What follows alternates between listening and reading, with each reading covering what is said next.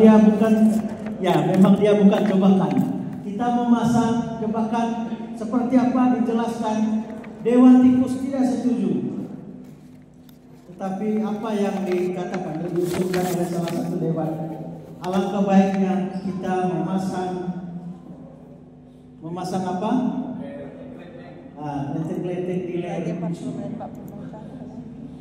Pertanyaan terakhir, itu mereka orang baik, itu setuju. Misalnya saya tanya, setuju Bapak? Ya, setuju. Jawab pula harus dengan setuju tidak? Setuju. Ya, begitulah teriak dewan-dewan itu. Bukan dewan. Iya. Tapi persoalannya, siapa semua pada orang kita bisa aman hidupnya. Tapi persoalannya, siapa yang akan memasangkan giring-giring itu di leher kucing? Semua pada dia rapat membuat. Itulah dia. Ya, sambil menunggu yang lain belum ada penuh ini. Ya sinyalnya tak ada. Udah dibuka aja, joget-joget para suster terjadi. Saya teringat tadi Dokter Evi itu kan tugasnya di mana? Saya kan masih ingat tadi. Istilah dulunya Sungai Bangkong atau rumah sakit. Ya. Saya pernah tes Pak di situ, lulus. Ya, lulus saya tahun 2014. Lulus tes di rumah sakit jiwa itu, dan saya lulus. Jadi tes kesehatan, yang terakhir tes wawancara oleh psikolog. Untung saya tidak kenal sama Ibu Evi. Jadi kami duduk kayak Pak Sugeng inilah, berjejer kami kan. Masuk kan ada lorong tuh, sebelum masuk ruangan ada lorong depan. Jadi semua berjejer. Saya paling dekat dengan pintu itu, pintu masuk langsung saya. Itu saya sudah lulus menari. Dan saat saya masuk,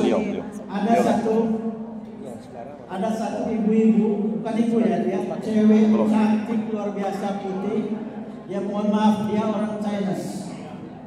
Putih, pakaiannya bagus. Dia langsung salaman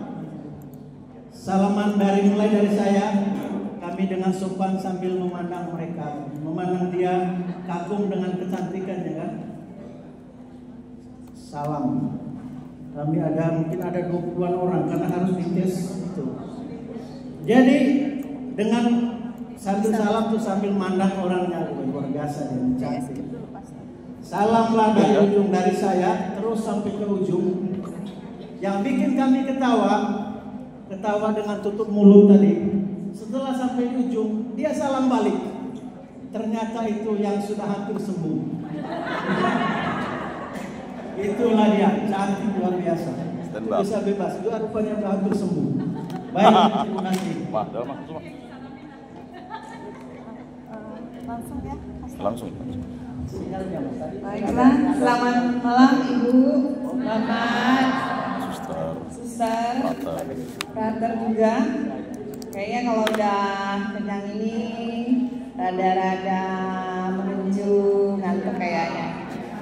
Tapi materi hari ini kayaknya malam ini lumayan bagus dan sangat bagus.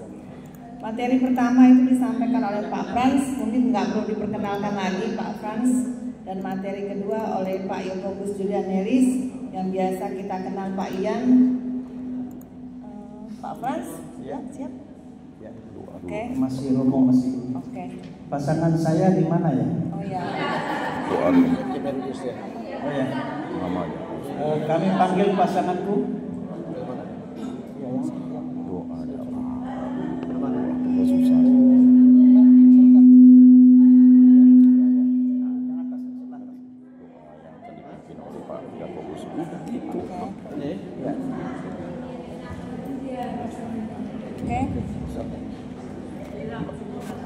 Untuk mengawali materi pertama, saya minta Pak Yakobus untuk memimpin doa.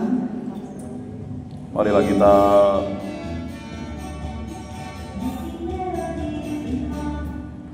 Baik, marilah kita berdoa dalam nama Bapa dan Putra dan Roh Kudus. Amin. Allah Tritunggal yang Maha Kudus, kami bersyukur di hadirat-Mu. Sesi 1, 2, 3, 4, dan 5 sudah kami lalui. Akhirnya pada malam hari ini kami akan masuk ke sesi ke-6 sebagai suatu tanda rahmat bahwa dunia internet, dunia digital merupakan keniscayaan dan keharusan bagi kami untuk melakukan pewartaan, dan cinta kasih Kristus harus tersampaikan melalui media-media komunikasi sosial sesuai dengan seruan Paus ke-6. Berkatilah kami para seksi keluarga agar dimampukan untuk menguasai dunia internet untuk menjadi saluran berkat rahmat pewartaan, terutama bagi ajaran Katolik. Semoga kami para seksi keluarga tidak melakukan hal-hal yang kurang baik di dunia internet, tetapi kami melakukan hal-hal yang baik untuk kebijaksanaan-Mu. Semua ini kami serahkan dengan perantaraan Tuhan kami Yesus Kristus yang hidup dan meraja kini dan sepanjang segala masa. Amin. Dalam nama Bapa dan Putra dan Roh Kudus. Amin. Gerak dulu ya. Ya, gerak. Ya. Gerak dulu. Oke, gerak dulu. Besarkan dulu. Gerak. Oke, Bapak Ibu, sebelum kita memulai materi, ada senam dulu kita supaya menurunkan, supaya tidak ngantuk Bapak Ibu.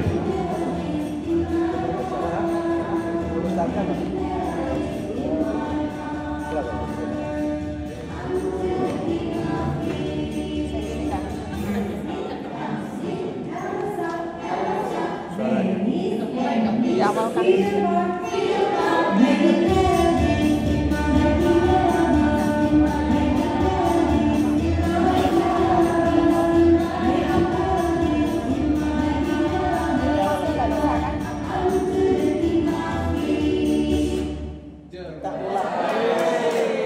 Kita ulang dari awal ya Bapak Ibu ya.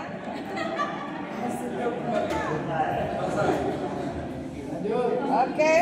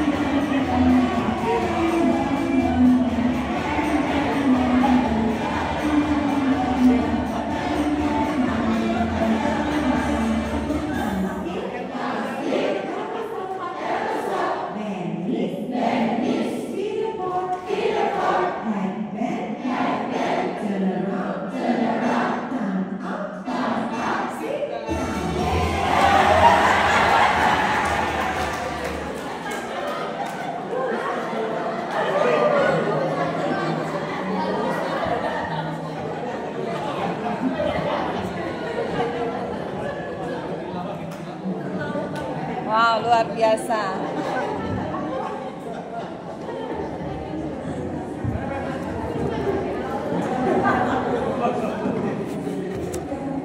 Selamat malam. Kayaknya wajahnya sudah segar semua, perut juga sudah kenyang. Kayaknya bisa sampai jam 10 malam bisa lah. Ya. Baiklah, untuk materi pertama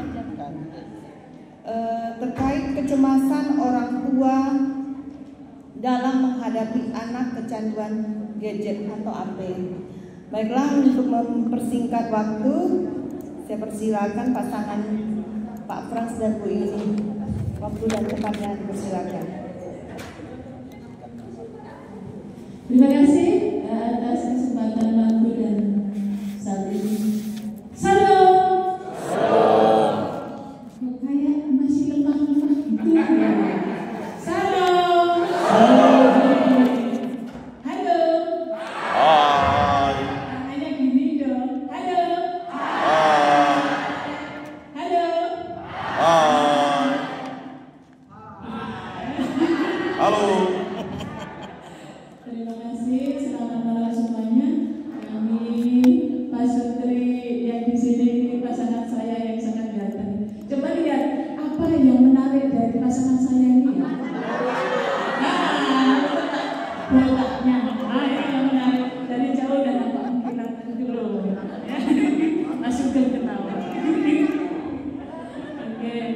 Nama pasangan saya yang paling ganteng dan asalnya jauh di sana. Ayo sudah kan? Ya, ini adalah Franciscus.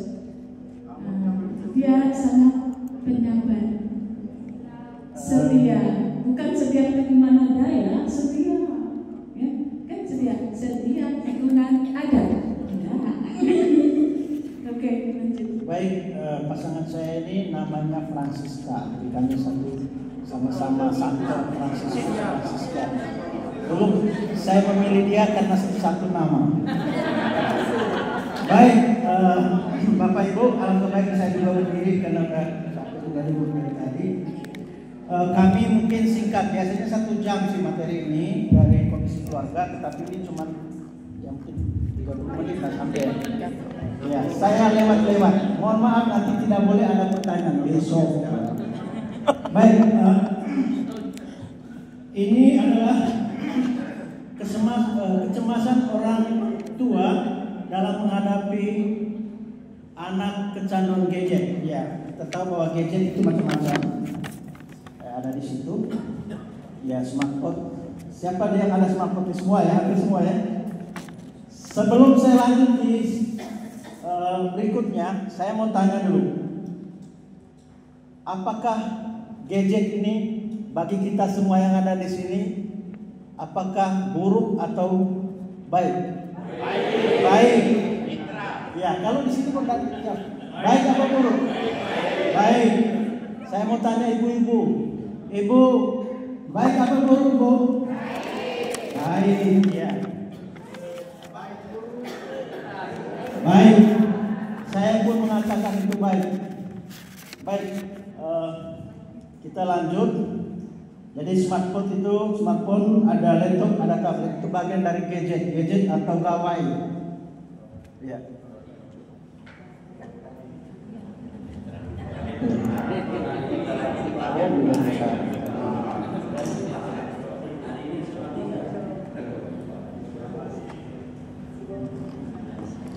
Baik, kita lihat di sini.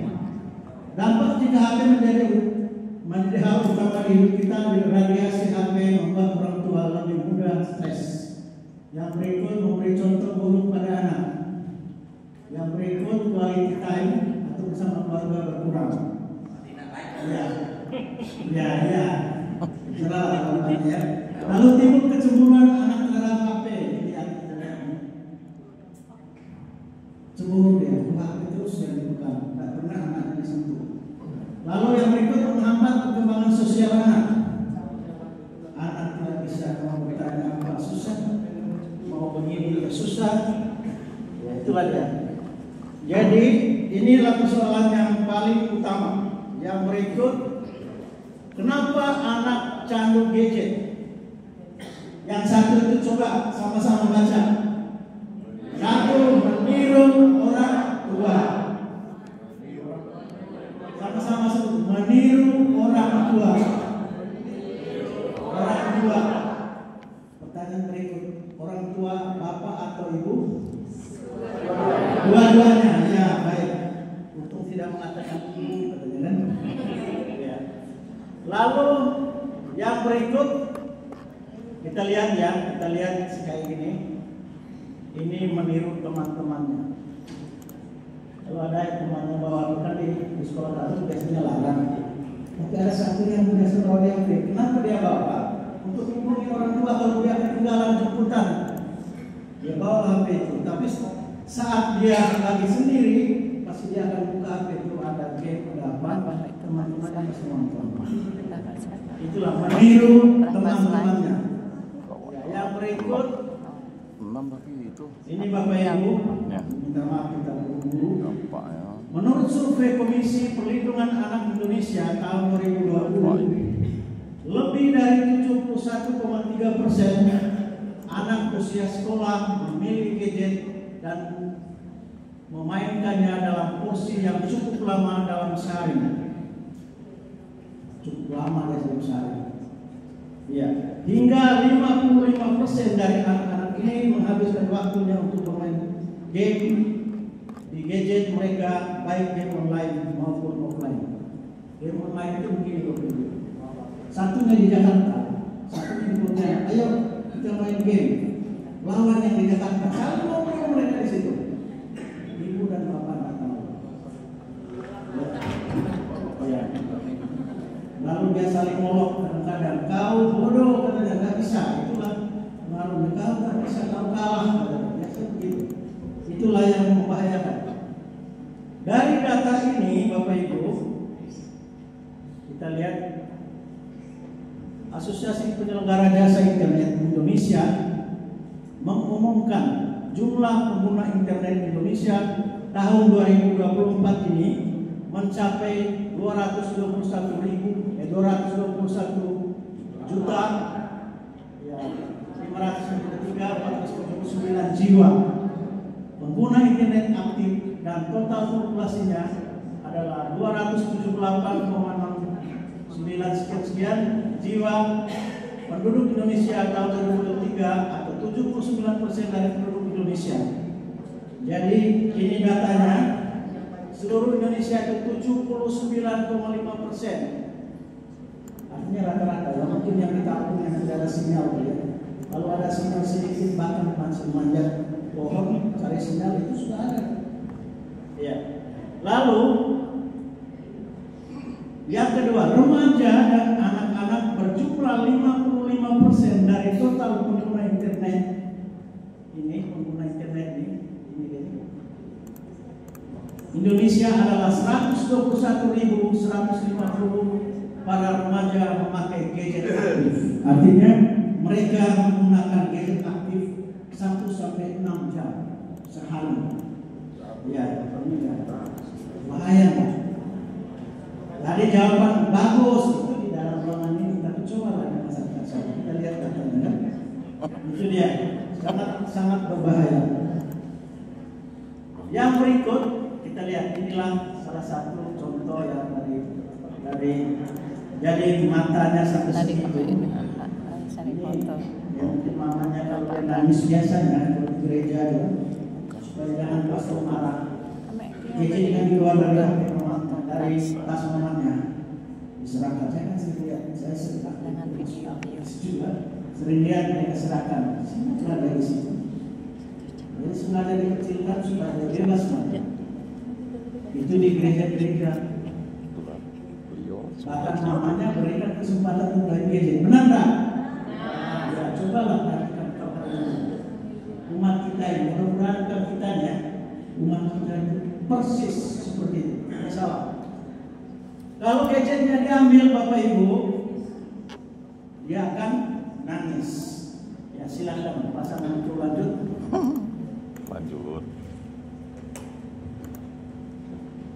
Kita lihat di sini perilaku anak. Perilaku anak yang candu gadget. Yang pertama, bermain gadget di setiap waktu luang. Pokok ada waktu sedikit, mama, mana HP mak? Mulai nangis-nangis ya. Kemudian merasa gelisah jika tidak menggunakan gadget. Noleh sana, noleh sini. Si teman sana pakai itu juga, pegang HP ya. Jadi dia bermau. Kemudian yang ketiga, tidak ingin melakukan aktivitas lain. Pegang ini terus. Wah, yang dibuka game. Biasanya cucu saya kalau di rumah, Nek, ada itu kah? Ada game kah? Nah, nenek tak pernah main game, saya bilang kan gitu. Apalagi wifi tidak ada. Ya. Kemudian lebih sering berada di rumah, bergaul dengan teman-teman sebayanya jarang. Jadi dia udahlah aku di rumah saja. Sehingga hubungan dengan teman-temannya itu tidak begitu akrab, ya. Kemudian sulit tidur di malam hari. Nah, Bapak Ibu mungkin bisa melihat anak-anak ya. Malam-malam masih main game, pakai gadget kan. Kemudian sulit berkonsentrasi di sekolah atau di tempat kerja. Nah ini sering juga kita rasakan ya. Saya sendiri kalau misalnya tidak ada mungkin susah juga menghubungi siapa-siapa teman relasi kan, agak susah juga. Tetapi nanti kita lihatlah ya, kita lihat positifnya juga, walaupun ada negatifnya banyak, positifnya juga banyak. Kemudian bermain gadget di setiap waktu luang, yaitu mengantri misalnya istirahat saat sekolah, dalam perjalanan dan menjelang tidur. Nah, waktu-waktu itulah biasanya digunakan untuk bermain gadget. Kemudian merasa gelisah jika tidak menggunakan gadget, yaitu cenderung bersikap agresif, marah, emosional, tidak ada kata maaf, bahkan kata-katanya sering kasar, ya. Kemudian akibat emosional yang tinggi bisa melukai orang lain, ya, bisa saja. Oke, silakan Pak Pran. Tadi singgung mengenai cucu. Cucu kami itu usianya kelas 1 kan? Kelas 1 SD. Cucu siapa tuh? Ya. Saat dia masih TK, dia minta HP kakeknya. Kakeknya itu saya. Oh. Kayak ada mau punya HP, boleh. Kalau ada game nanti. Nah, ada memang kakek sengaja. Apa kata dia? Sini saya download. Dia belum sekolah tahu kata download. Gimana cara download? Ayo, siapa tahu? Anak sebesar belum tahu baca. Ya, siapa yang tahu? Cara downloadnya dia buka di Google itu, di YouTube, ditekannya baru suara main balap mobil. Muncullah balap mobil baru ditekan. Ini lagi saya dalam HP kakeknya itu kan tidak dibatasi oleh anak kecil. HP itu bisa dibatasi. Maksudnya orang tua harus pandai bahwa dia itu harus begitu dia buka HP-nya Biar manis. hanya anak untuk anak-anak, tidak ada orang dewasa. Itulah dia ya. Oke, silakan lanjut ini. Kemudian tidak ingin melakukan aktivitas lain. Di sini kita lihat salah satu dampak kecanduan gadget adalah tidak tertarik terhadap aktivitas lain, yaitu susah disuruh ambil. Dek, udah sedikit lagi, sudah kamu game, kan gitu ya, tunggu katanya. Kemudian merasa resah kalau ada teman datang. Woi, Sesa, kebetulan cucu saya namanya Sesa.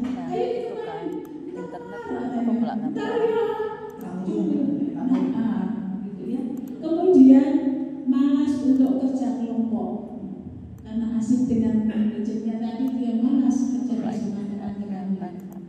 Kemudian tidak mau kerja PR dari sekolah lain. Mungkin Bapak Ibu pernah merasakan ini juga ya, anak-anak seperti itu.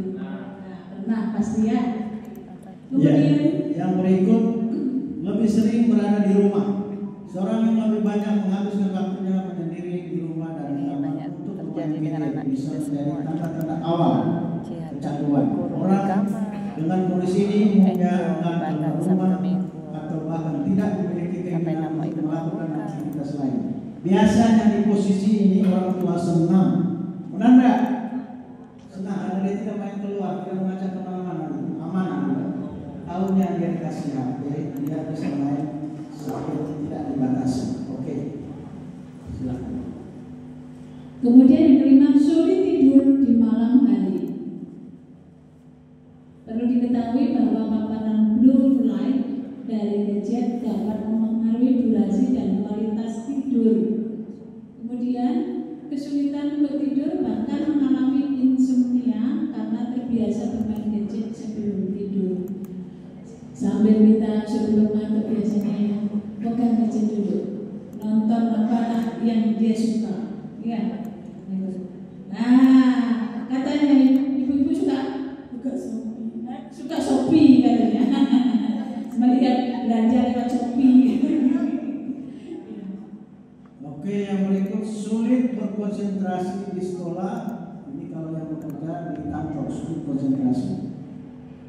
Karena biasa kalau udah sampai 6 jam main gadget itu, jalannya gadget, jalannya permainan itu masuk ke otak itu, masuk. Jadi dia masih mikirkan, ketemu ini misalnya dia main balap, dia ketemu belokan dia, gayanya seperti itu. Ya. Akibat kecanduan gadget dapat secara fisik, dapat secara mental. Kita lihat, dapat secara fisik, masalah pada mata adalah mata lelah, gangguan penglihatan dan mata kering.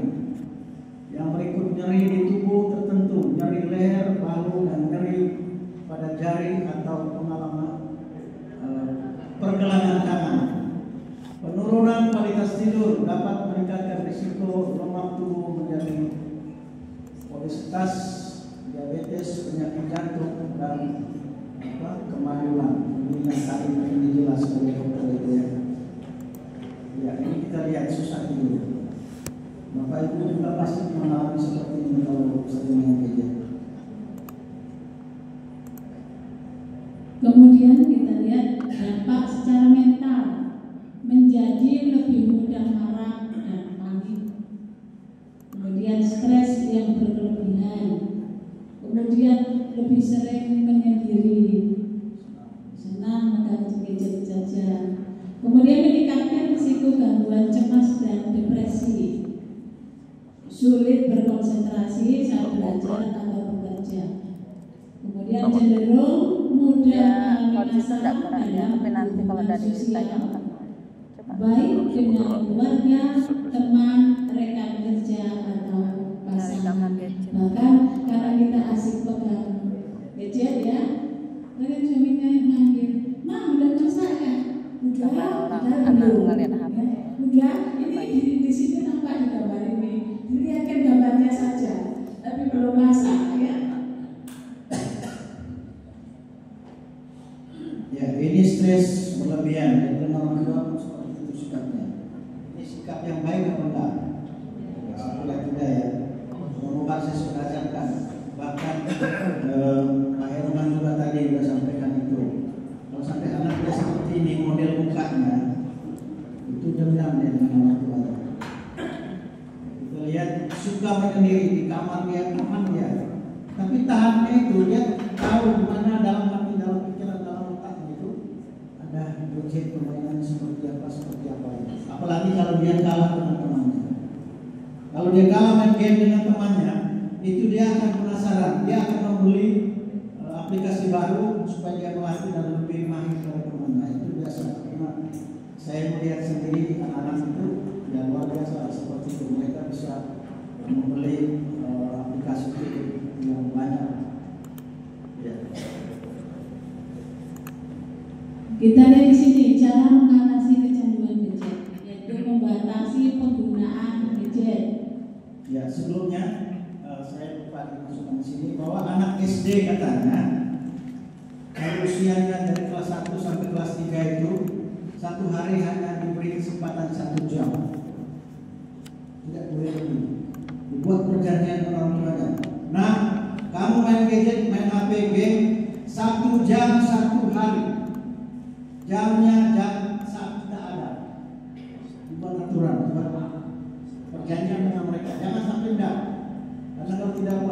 nanti dia lakukan di luar aturan kita.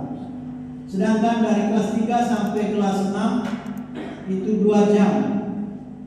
Menurut teorinya itu 2 jam. Dan SMP itu 4 sampai 5 jam. SMA itu diberikan kebebasan. Ya, begitulah batas-batas waktunya. Hindari pengguna gadget di tengah perjalanan. Itu sudah pasti resikonya ya. Resikonya juga seperti itu. Bahkan saya pernah juga sampai hampir menabrak orang lagi jalan gitu. Bukan apa, dan mobil itu kan kalau sempat jalan itu kan jalan sendiri deh. Katanya udah karena mau lihat telepon itu. Hindari gadget ya, oke. Hindari gadget saat bersama orang lain. Kita lihat ya. Untuk mengatasi ini tadi Bu Lili ya di Osa ini main apa? Main karambol. Usahakan orang tua selain main karambol itu bisa banyak orang, itu bisa main karambol itu makin lama makin asik sebenarnya. Dibuat atau dibeli barang itu supaya di rumah dibuat. Undang teman-teman, yuk kita main karambol yuk. Sehingga main karambol itu dia masuk di dalam pikiran dia dan lupakan karena karambol itu tidak ada efek mata, tapi dibatasi juga. Ya, atau mungkin ada ciptakan main sendiri di rumah. Orang tua coba pikirkan itu supaya ada permainan khusus untuk anak-anak. Ya, kita lihat, ya, suruh dia aktif di kegiatan apa gitu ya, misalnya olahraga, cucukan itu, 1 jam. dia aktif di Jam 9. lainnya. Dia kami orang ITT tapi pernah ikut lomba gawe dayak dengan lagu Dayak. Ada lucunya. Yang pertama itu kelas 5 waktu itu dia ikut lomba tingkat remaja dan masuk hari 23 masuk ke 6 besar. Nyanyi anak buah Pak Merek sebentar nanti di situ. Lalu yang kedua itu juga calon juara 1 untuk tingkat anak. Tapi akhirnya dia kalah karena dia orang ITT, lupa dengan lagu Dayak, lirik Dayak itu lupa. Lalu di saat itu dia nyanyi, aduh kalah. Jadi itulah artinya dibiarkan mereka ikut aktif kegiatan sosial yang menguntungkan, maksudnya kembangkan bakat mereka. Lalu yang berikut cuma itu saja. Jadi kami mau singkat-singkat banyak yang di-delete. Oke. Baik, kami berdua demikian saja materi kami. Kalau nanti butuh, nanti kami kirim lengkapnya. Terima kasih. Terima kasih Bapak semuanya. Terima kasih pasangan Pak Frans dan Bu Lili. Oke, kita lanjut dengan materi kedua. Kita akan sampai jam 9 malam. Untuk materi kedua, dampak internet, gawai dan game online bagi anak Katolik. Saya persilakan pasangan saya, Pak Ian, untuk menyampaikan materi. Baik, terima kasih pasanganku. My love is Rini Olivia.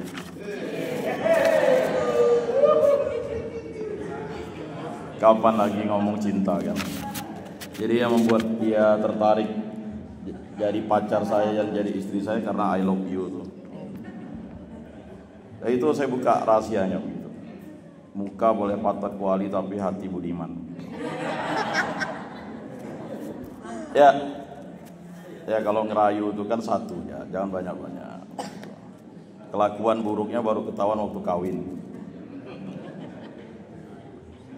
Baik, saya lebih komprehensif. Lalu nanti ada saya hubungkan dengan sesuatu yang bisa diperdebatkan pada RTL nanti betul atau tidak. Jadi ada solusinya. Solusi ini sebenarnya mudah untuk mengatasi kecanduan internet. Saya sudah kecanduan internet. Istri saya kecanduan internet. Ya. Jadi saya tidak bisa